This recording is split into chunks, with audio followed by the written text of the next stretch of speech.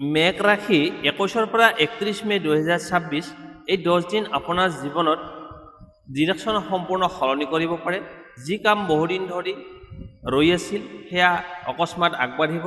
কাৰোবাৰ এটা মেছেজ, এটা সুযোগ বা এটা সিদ্ধান্তই আপোনাৰ ভাগ্যৰ দুৱাৰ খুলিব পাৰে।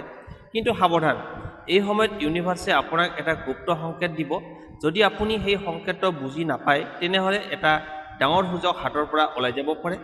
21 পৰা 31 মে'ৰ ভিতৰত মেঘ ৰাশিৰ ওপৰত মংগল আৰু সূৰ্যৰ শক্তিশালী প্ৰভাৱ পৰিব, যাৰ ফলত ধন লাভ হ'ব, কেৰিয়াৰ গ্ৰথ হ'ব, প্ৰেমত আচৰিত পৰিৱৰ্তন আৰু ভাগ্য বিস্ফোৰণৰ যোগ দেখা গৈছে।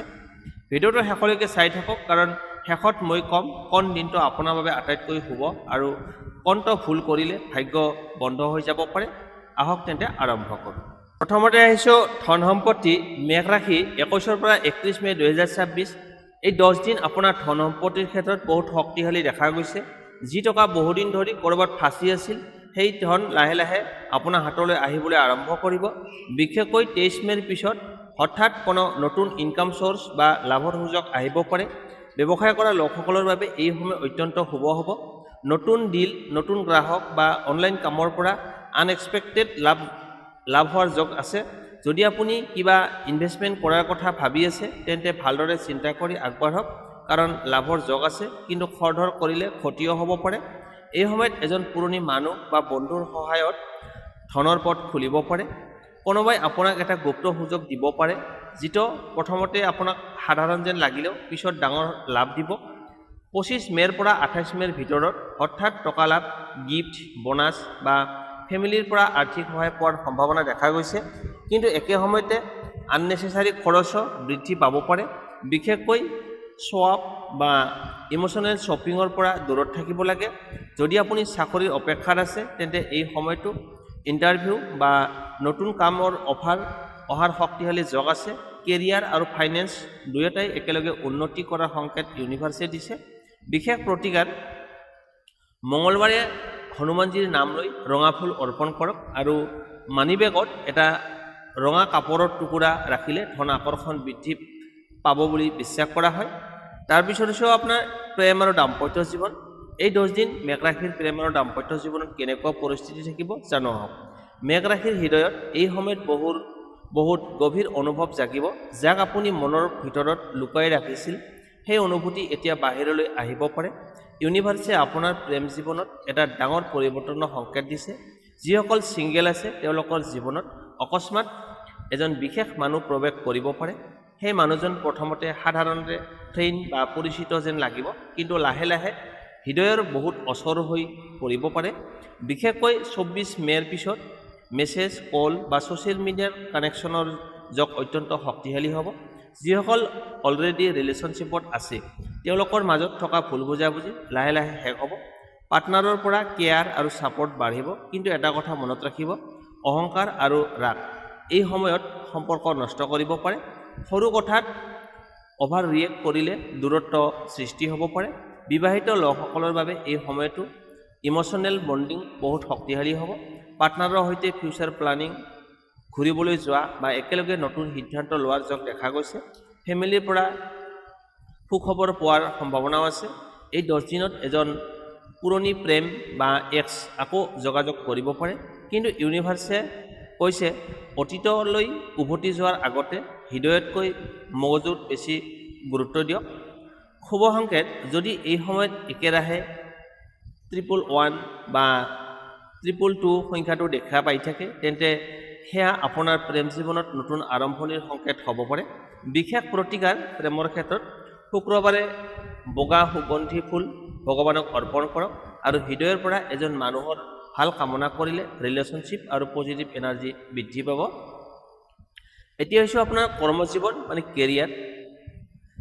21 পৰা 31 মে 2026 মেঘ ৰাশিৰ বাবে এই 10 দিন কেৰিয়াৰৰ ক্ষেত্ৰত বহুত পাৱাৰফুল সময় হ'বলৈ গৈ আছে।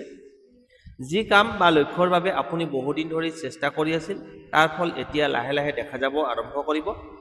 অফিচ, বিজনেছ বা চাকৰিৰ ক্ষেত্ৰত আপোনাৰ কনফিডেন্স আৰু লিডাৰশ্বিপ পাৱাৰ বহুত বাঢ়িব। মানুহে আপোনাৰ সিদ্ধান্তক গুৰুত্ব দিবলৈ আৰম্ভ কৰিব। বিশেষকৈ 22 মে'ৰ পৰা 27 মে'ৰ ভিতৰত নতুন সুযোগ, প্ৰমোশ্যন বা নতুন দায়িত্ব লাভ কৰাৰ যোগ দেখা গৈছে। যিসকলে চাকৰি বিচাৰি আছে তেওঁলোকৰ বাবে এই সময় অত্যন্ত শুভ হ'ব। ইণ্টাৰভিউ, অনলাইন এপ্লিকেশ্যন বা ৰেফাৰেঞ্চৰ জৰিয়তে হঠাৎ এটা ভাল সুযোগ আহিব পাৰে। ইউনিভাৰ্চিটিয়ে আপোনাক এটা নতুন দিশ দেখুৱাবলৈ চেষ্টা কৰিছে। বিজনেছ কৰা লোকসকলৰ বাবে এই সময়ত নতুন ক্লায়েণ্ট, পাৰ্টনাৰশ্বিপ বা ছ'চিয়েল মিডিয়াৰ জৰিয়তে লাভ বৃদ্ধি পাব পাৰে। কিন্তু সকলোকে সহজে বিশ্বাস নকৰিব, কাৰণ এজন মানুহে আপোনাৰ আইডিয়া কপি কৰাৰ চেষ্টা কৰিব পাৰে। যিসকল ষ্টুডেণ্ট বা কম্পিটিটিভ এক্সামৰ প্ৰিপাৰেশ্যন কৰি আছে তেওঁলোকে কনচেনট্ৰেশ্যন এই সময়ত আগতকৈ বেছি শক্তিশালী হ'ব। ৰাতি পঢ়া বা আৰ্লি মৰ্ণিং ষ্টাডি কৰিলে ভাল ফল লাভ কৰিব। কেৰিয়াৰত এটা গুপ্ত পৰিৱৰ্তন 29 মে'ৰ ওচৰত দেখা গৈছে। এই দিনত এটা ফোন কল, ইমেইল বা মিটিং আপোনাৰ ফিউচাৰ সম্পূৰ্ণ সলনি কৰিব পাৰে। ইউনিভাৰ্চৰ সংকেত: যদি আপুনি বাৰে বাৰে আগবাঢ়ি যা ধৰণৰ ভিতৰৰ অনুভৱ পাইছে তেন্তে সেয়া সাধাৰণ নহয়। ইউনিভাৰ্চিটিয়ে আপোনাক কমফৰ্ট জোন এৰি নতুন পথলৈ ঠেলি দিছে। বিশেষ প্ৰতিকাৰ: কৰ্মক্ষেত্ৰত মঙলবাৰে ৰঙা ৰঙৰ বস্ত্ৰ দান কৰক আৰু কাম আৰম্ভ কৰাৰ আগতে ওম মংগলায় নমঃ এই মন্ত্ৰটো 11 বাৰ জপ কৰিব। ইয়াৰ ফলত আপোনাৰ বাধা বিঘিনি কমি ছাকচেছৰ এনাৰ্জিটো বৃদ্ধি পাব বুলি বিশ্বাস কৰা হয়। এতিয়া আহিছোঁ ভাগ্য। এই 10 দিনত মেষ ৰাশিৰ ভাগ্য কেনেকুৱা থাকিব? মেষ ৰাশিৰ ওপৰত এই সময়ত ভাগ্য বিশেষ কৃপা পৰিবলৈ গৈছে। যি কাম আগতে বাৰে বাৰে বন্ধ হৈ গৈছিল সেই কাম হঠাৎ সহজে সম্পূৰ্ণ হ'বলৈ আৰম্ভ কৰিব। ইউনিভাৰ্চিটিয়ে যেন আপোনাৰ বাবে নতুন দৰ্জা খুলিবলৈ সাজু হৈছে। 21 মে'ৰ পৰা 31 মে'ৰ ভিতৰত মংগল গ্ৰহৰ শক্তিশালী প্ৰভাৱৰ বাবে আপোনাৰ আত্মবিশ্বাস, সাহস আৰু ভাগ্য বহুত বৃদ্ধি পাব। মানুহে আপোনাৰ কথা গুৰুত্ব দি শুনিব আৰু বহুদিন ধৰি অপেক্ষা কৰা ভাল খবৰ এটা পোৱাৰ যোগ আছে। বিশেষকৈ 24, 27 আৰু 30 মে' এই তিনিটা দিনত আপোনাৰ বাবে অত্যন্ত শক্তিশালী যোগ দেখা গৈছে। এই দিনত নতুন কাম আৰম্ভ কৰা, ইণ্টাৰভিউ, বিজনেছ, ডিল বা ইম্পৰ্টেণ্ট ডিচিশ্যন ল'লে শুভ ফল লাভ কৰাৰ সম্ভাৱনা বেছি আছে। কিন্তু এটা কথা মনত ৰাখিব লাগিব, এই সময়ত ভাগ্য আপোনাৰ লগত থাকিলেও ৰাক্ষস বা খৰধৰ সিদ্ধান্তই আপোনাৰ আটাইতকৈ ডাঙৰ শত্ৰু হ'ব পাৰে।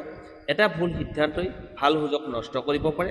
গুপ্ত সংকেত: যদি এই 10 দিনত আপুনি হঠাৎ ৰঙা ৰং বেছি দেখা পাই থাকে, একে সংখ্যা বাৰে বাৰে দেখা পায়, যেনে 111, 777 বা একেটা সপোন পুনৰ বাৰে বাৰে দেখা পাই থাকে, তেন্তে সেয়া ইউনিভাৰ্চৰ পৰা অহা শক্তিশালী সংকেত বুলি ধৰা হয়।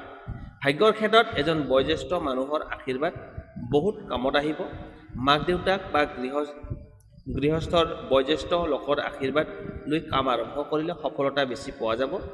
ভাগ্য উজ্বলাই তোলাৰ প্ৰতিকাৰ: প্ৰতিদিনে সূৰ্য উদয়ৰ পিছত সূৰ্য দেৱতাক পানী অৰ্পণ কৰক আৰু ওম আদিত্যায় নমঃ এই মন্ত্ৰটো 11 বাৰ জপ কৰিলে পজিটিভ এনাৰ্জি আৰু ভাগ্য বৃদ্ধি পাব বুলি বিশ্বাস কৰা হয়। এতিয়ালৈ হৈছে মেষ ৰাশি। এই 10 দিনৰ ভিতৰত আপোনাৰ বাবে শুভ তাৰিখ, শুভ সংখ্যা, শুভ ৰং আৰু প্ৰতিকাৰনো কি হ'ব জানো আহক।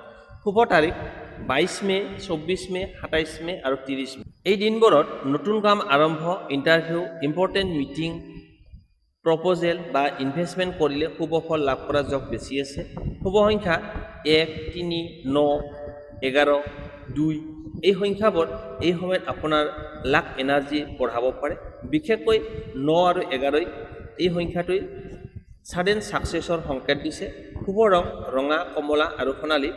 এই ৰঙৰ কাপোৰ, পাৰ্চ, মোবাইল কভাৰ বা কোনো সৰু বস্তু ব্যৱহাৰ কৰি কনফিডেন্স আৰু পজিটিভ এনাৰ্জি বৃদ্ধি পায়।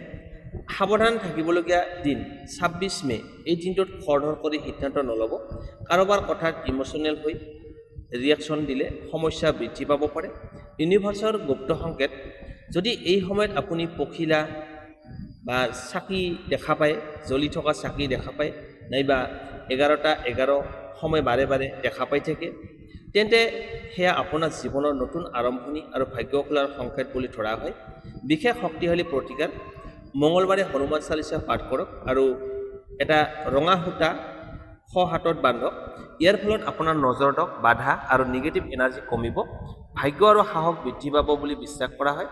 এই 10 দিনত আপোনাৰ ভিতৰৰ শক্তিক বিশ্বাস কৰক, কাৰণ ইউনিভাৰ্চে আপোনাক সাধাৰণ নহয় এটা ডাঙৰ পৰিৱৰ্তনৰ বাবে সাজু কৰি আছে।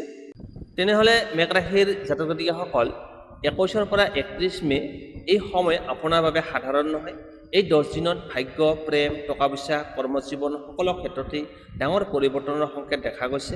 কিন্তু মনত ৰাখিব, ইউনিভাৰ্ছে সুযোগ সকলোকে দিয়ে, কিন্তু সেই সুযোগ চিনাক্ত কৰিব পাৰে মাত্ৰ সাহসী মানুহে। ভিডিঅ'টো ভাল লাগিলে লাইক কৰক আৰু কমেণ্টত লিখক জয় হনুমান, যাতে পজিটিভ এনাৰ্জি আপোনাৰ জীৱনলৈ আকৰ্ষিত হয়। চেনেলটো ছাবস্ক্ৰাইব কৰি বেল আইকনটো অন কৰি ৰাখিব, কাৰণ আগন্তুক ভিডিঅ'ত মই আপোনালোকৰ বাবে বহু গুপ্ত ৰাশি সংকেত লৈ আহিম। জয় শ্ৰীৰাম আৰু সদায় সুখী, সফল আৰু শক্তিশালী হৈ থাকক। ধন্যবাদ।